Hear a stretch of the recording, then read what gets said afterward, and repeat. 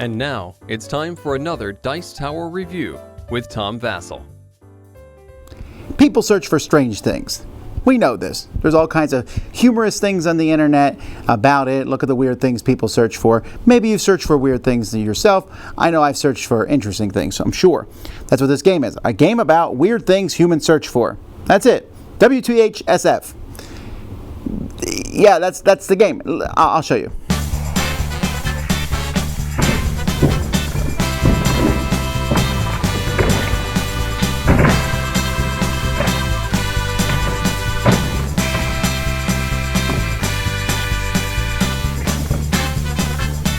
So there's a big stack of cards, and each round of the game, you're going to have a player be the search master for that round. So they'll turn over the card here. So this here, they're going to read the top part to everybody, which basically says, my feet look blank.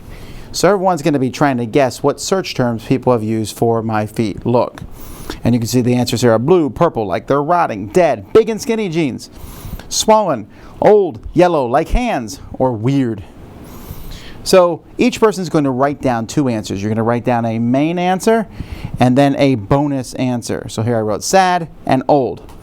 Now, if your main answer is also the top answer here, you'll get 4 points. If it's somewhere else on the thing, you'll get 2 points.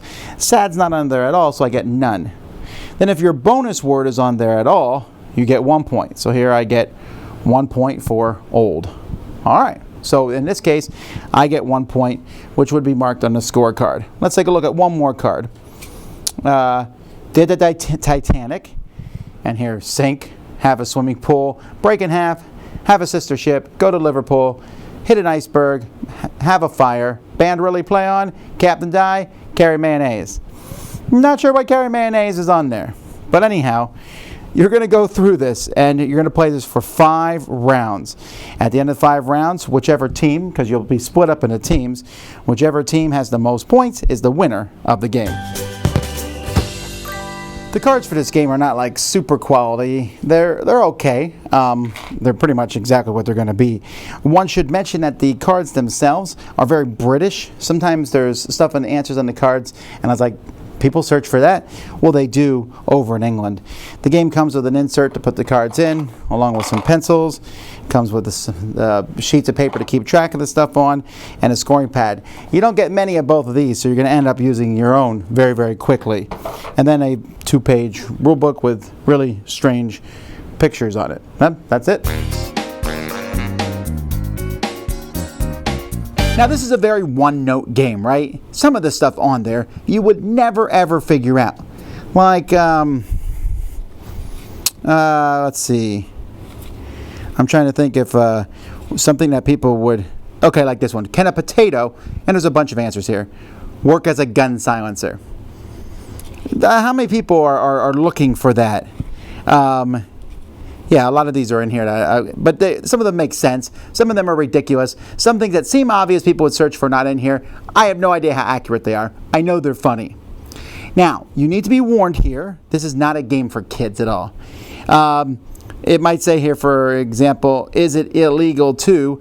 And there's a few things in here which, this is not an R-rated game, but it's definitely PG-13 with a lot of the things that they ask. There's some very strange and sometimes twisted things that people are searching for on the internet. These are in the game. I would say you could go through and pick things that would be funny for families, and that would be maybe 1/3 of the cards in the deck. The other 2/3, though, have different terms on there and things that you would say, well, I don't know that I want to be playing this with a 10-year-old. I mean, again, it says 14 plus on the box, but I don't know. It's also very one note. Right? You play through these, you're done. There's not going to be a lot of replayability amongst these. But some people are going to like that. I actually think this works. I'm not a huge fan of the scoring system, 4 points for getting the top one. I mean, it just seems like there's a lot of do birds blank. Oh, you don't know what the top one is. I mean, I could pick anything. I have no idea what the top one is, and so I guess, and it's kind of just a random chance. There's not a lot of skill to this game. So it works almost better as a game show type thing where you write down as many answers as you can, see how many you get that are on the list. I think that almost would work better. It was still an amusing thing for me. It's an amusing little game. I don't think it has enough staying power when put besides other party games, especially some of the same ones from the same company here, Big Potato Games. But I don't know. I guess a lot of people will like it, but I think we won't talk about this game in a year. But you might search for it. Dice Tower Judgment? Nah, it's fun for a lark.